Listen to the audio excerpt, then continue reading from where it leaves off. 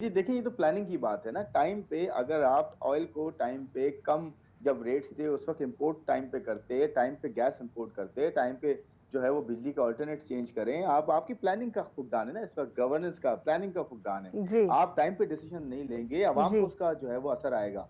तो decision maker जब भी टाइम पे डिसीजन नहीं लेंगे या फिर जो है हम्म। टैक्सेस को सिर्फ देखते रहेंगे कि जी टैक्स बढ़ाना है हमने सिर्फ, और उसका पर्पस नहीं देखेंगे कि जी आगे इकोनॉमी को लेके भी चलना है टैक्सेस के साथ साथ, हमने सिर्फ आईएमएफ को जवाब नहीं देना, हमने अपने आवाम को भी जवाब देना है। तो इस जी। तरह का अगर एटीट्यूड होगा हमारा तो फिर डेफिनेटली हमें जो है फायदा होगा और आवाम को हमेशा कॉस्ट का ठीक। सामना नहीं करना पड़ेगा। इसमें ये भी बता दीजिए खुर्रम साहब, एक ही रात में जो है हम प्राइसेस देख रहे हैं कि वो इतनी ज़्यादा ऊपर चली गई पेट्रोलियम प्राइसेस की, और सारी ऑयल प्राइसेस इसमें शामिल हैं। इसमें पहले ये भी गवर्नमेंट की तरफ से कहा गया था कि वो प्राइसेस इंक्रीज नहीं करेंगे, तो फिर ऑल ऑफ अ सडन आखिर क्यों प्राइसेस इंक्रीज करनी पड़ी, क्या वजह हो सकती है इसकी?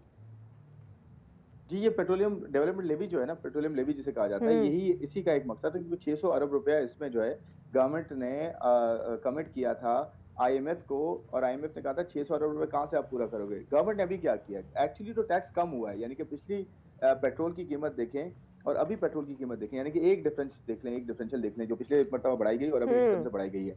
इसमें जी। एक फर्क ये है कि सेल्स टैक्स को कम किया गया है और पेट्रोलियम लेवी को बढ़ाया गया है। वो इसलिए सर, कि इनका सेल्स डिफरेंस टैक्स जो है इनका वो डिफरेंस भी जरा डेवलपमेंट में आ बता दी। सकता है। खुर्रम साहब, डिफरेंस भी बता जरूर दीजिए बता रहा हूँ। आम आवाम को, दोनों का।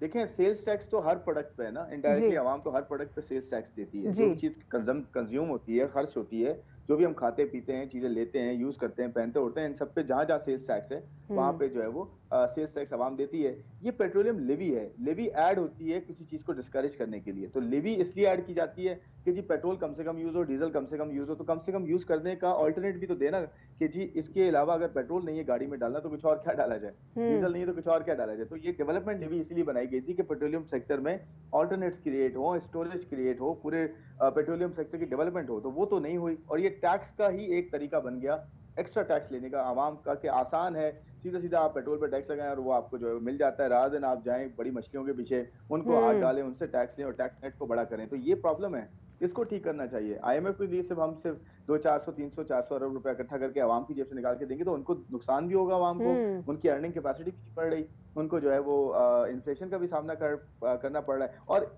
मसला ये कि हम दोबारा वही आईएमएफ के प्रोग्राम में खड़े हुए होते हैं 5 साल के बाद। ये प्रॉब्लम नहीं होनी चाहिए। एक बार आप करें, चीजों को ठीक करें, जो कि फाइनेंस मिनिस्टर ने कहा भी कि हम इसकी ग्रोथ नीचे कर रहे हैं या लिमिटेड ग्रोथ रखना चाहते हैं ताकि हम दोबारा से उस चीज पे ना पहुंचे, और साथ साथ स्ट्रक्चरल प्रॉब्लम्स को ठीक करें ताकि आम आवाम को आने वाले सालों में, हमारी नई जनरेशन को, आने वाली जनरेशन को बेहतरी का सामना करना पड़े, ये हालात ना मिले दोबारा से जो हमेशा हमें 5 साल के बाद मिलते हैं। ठीक। खुर्रम साहब, ये जो नोटिफिकेशन जारी हुआ जिसमें अचानक 8.14 रुपी का एक हम हाइक हमने देखी, इससे आपको क्या लगता है कि कितने सेक्टर्स जो हैं अफेक्ट होंगे? क्या इसमें इकोनॉमिकली इसका पाकिस्तान की मईशत के ऊपर जितना असर पड़ सकता था बेहतर उतना नहीं पड़ रहा, सिर्फ आवाम के ऊपर फर्क हो रहा है? क्या है ये पूरा सिनेरियो, इसको भी जरा ब्रीफ कर दीजिए।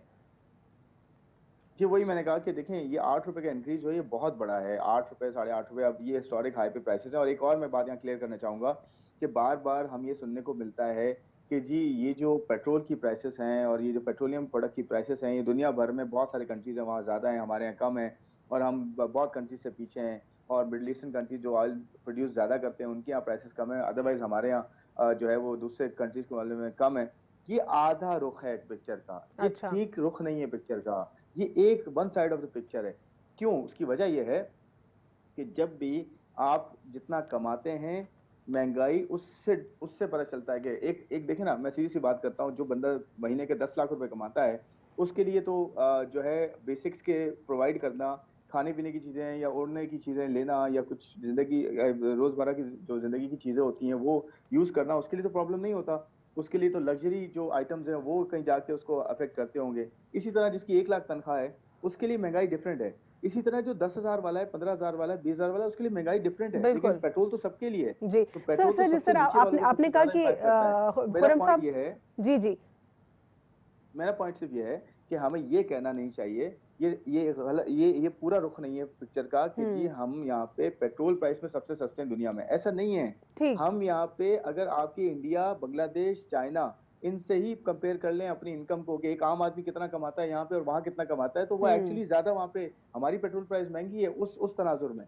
कि हम कितना जी कमाते हैं और हमें कितने की पेट्रोल प्राइस पड़ रही है, या कितने का खाना पड़ रहा है, या कितने की चीनी पड़ रही है, या कितने का आटा पड़ रहा है। इस खुरम हिसाब साहब से चाइना, इंडिया, बांग्लादेश बहुत बेहतर है।